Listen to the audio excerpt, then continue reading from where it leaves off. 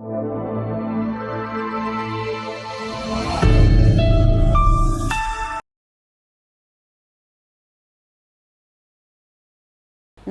मेरे प्यारे बच्चों, कैसे हैं आप सब लोग।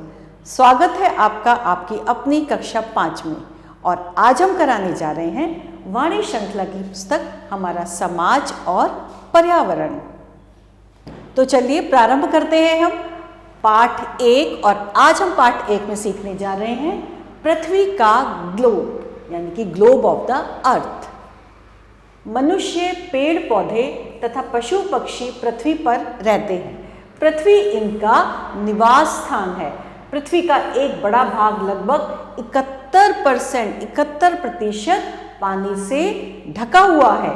पृथ्वी पर मुख्यतः निम्नलिखित 4 महासागर हैं। कौन कौन से हैं वो सागर? प्रशांत महासागर, अटलांटिक महासागर, हिंद महासागर और आर्कटिक महासागर। पृथ्वी पर कुछ विशाल भूभाग भी हैं जिन्हें हम क्या कहते हैं? जिन्हें महाद्वीप कहा जाता है। 7 महाद्वीप निम्नलिखित है। कौन कौन से हैं वो? एशिया, अफ्रीका, उत्तरी अमेरिका, दक्षिणी अमेरिका, अंटार्कटिका, यूरोप और ऑस्ट्रेलिया। ये क्या है बच्चों? ये हैं 7 महाद्वीप। हमें ज्ञात है कि एशिया सबसे बड़ा महाद्वीप है और प्रशांत महासागर सबसे बड़ा महासागर है। कौन सा है? प्रशांत महासागर सबसे बड़ा महासागर है और एशिया सबसे बड़ा महाद्वीप है।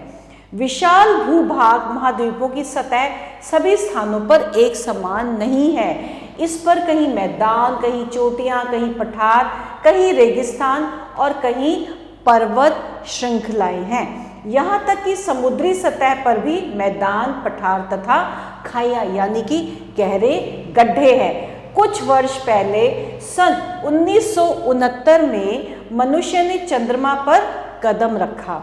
उसने चंद्रमा से पृथ्वी को देखा तो यह भी सूर्य और चंद्रमा की तरह गोलाकार है। कैसी है बच्चों? ये भी गोलाकार थी। ठीक है। तो प्राचीन काल में मनुष्य सोचता था कि पृथ्वी समतल है और इसके किनारे हैं, अतः वह सुदूर क्षेत्रों की यात्रा नहीं करता था। उसकी सोच थी कि सुदूर क्षेत्रों में यात्रा करने पर वह किनारे से गिर सकता है या गिर जाएगा।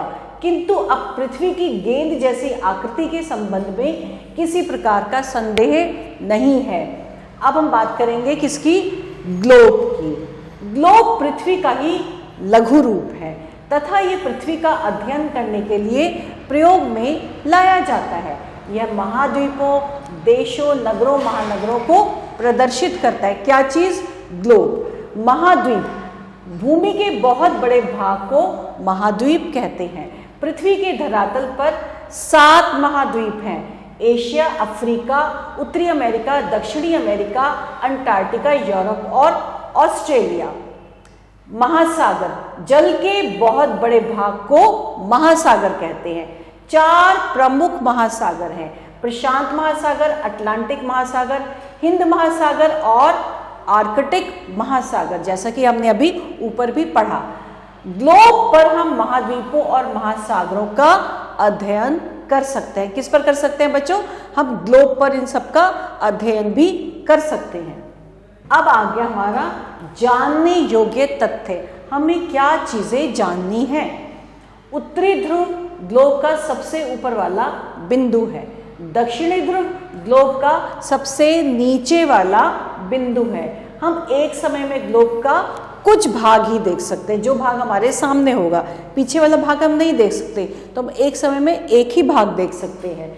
ग्लोब पर अनेक वृत्ताकार और अर्धवृत्ताकार रेखाएं बनी होती है। ये देखिए, इन दोनों ध्रुवों के ठीक मध्य एक वृत्त रेखा खींची गई है, जिसे क्या, कौन सी रेखा बोलते हैं? जिसे विषुवत रेखा यानी कि इक्वेटर अथवा भूमध्य रेखा कहते हैं। ये पृथ्वी को 2 बराबर भागों में बांटती है। कितनी जरूरी बात आपको ध्यान रखनी है, कितनी ज्यादा आवश्यक बात है। कौन सी रेखा होती है जो 2 बराबर भागों में बांटती है? विषुवत रेखा या भूमध्य रेखा, जिसे इक्वेटर भी बोला जाता है। अब है अक्षांश रेखाएं। ग्लोब पर पूर्व से पश्चिम की ओर खींची गई वृत्ताकार रेखाओं को अक्षांश रेखाएं कहते हैं। ये रेखाएं ग्लोब के चारों ओर एक दूसरे के समानांतर होती हैं।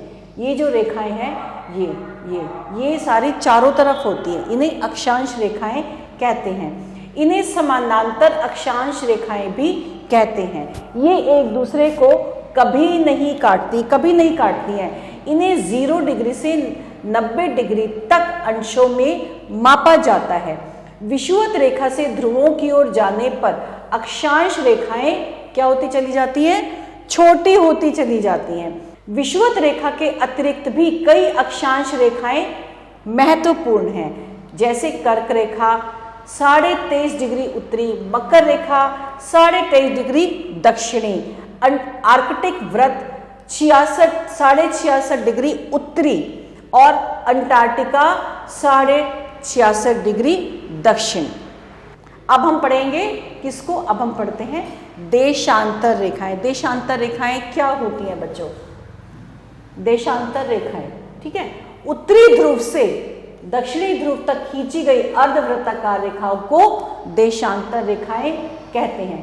ये रेखाएं एक दूसरे के समानांतर नहीं होती हैं तथा देशांतरों के सभी यामोनोत्तर रेखाएं लंबाई में बराबर होती हैं। इनकी कुल संख्या 360 है।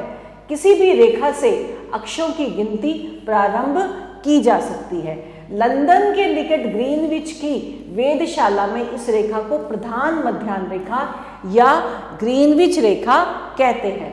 सुविधा के लिए 0 डिग्री से 180 डिग्री पूर्व तथा 180 डिग्री पश्चिम अंशों की गणना करते हैं तथा 0 डिग्री की रेखा तथा दूसरी ओर 180 डिग्री की रेखा मिलकर पूरी पृथ्वी को 2 बराबर भागों में बांटती है। इन दोनों भागों को पूर्वी गोलार्ध तथा पश्चिमी गोलार्ध कहते हैं। ये अक्षांश और देशांतर रेखाएं पृथ्वी को विभिन्न जलवायु जो है क्षेत्रों में विभाजित करती हैं। अब क्या है? ग्रिड पढ़ते हैं। ग्लोब पर अक्षांश और देशांतर रेखाओं का जाल खींचा गया है, इसे ग्रिड कहते हैं। ग्रिड विभिन्न स्थानों की स्थिति ज्ञात करने में सहायक होता है। और अब कुछ महत्वपूर्ण तथ्य यानी कि कुछ इंपॉर्टेंट जानकारी जिसको हम एक बार फिर से दोहराते हैं, वो क्या है बच्चों? विषुवत रेखा सबसे बड़ा अक्षांश वृत्त है।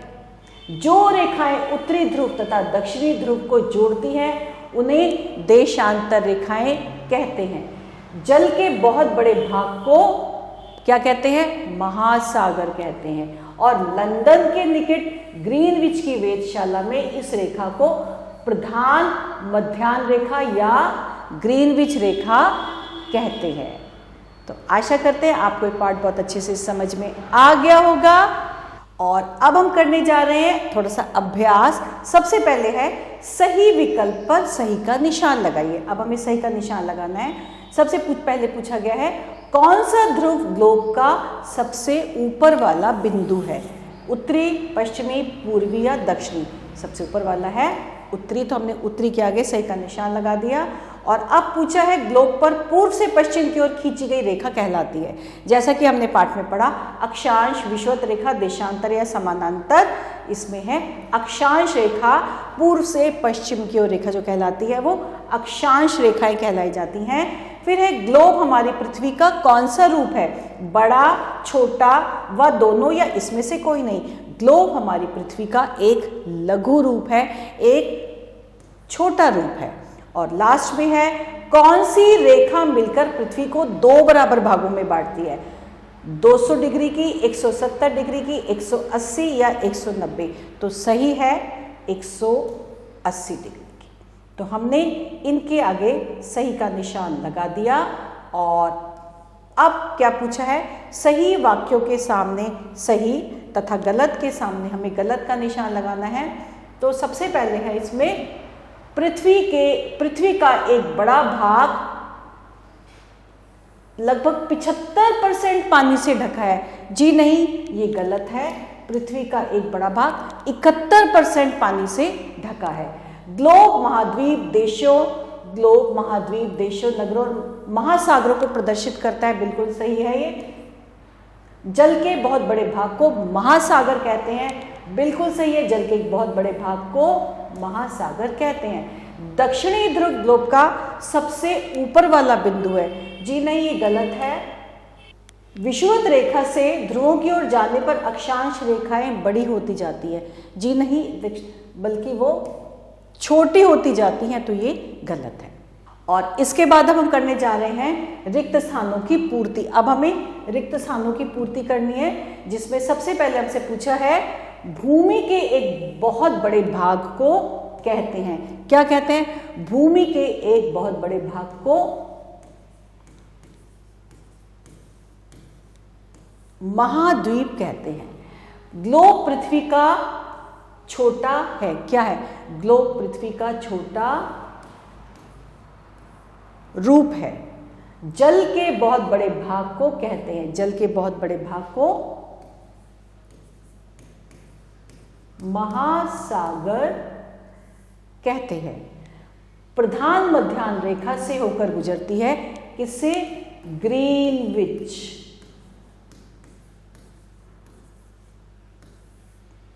ध्रुव ग्लोब का सबसे ऊपर वाला बिंदु है। कौन सा?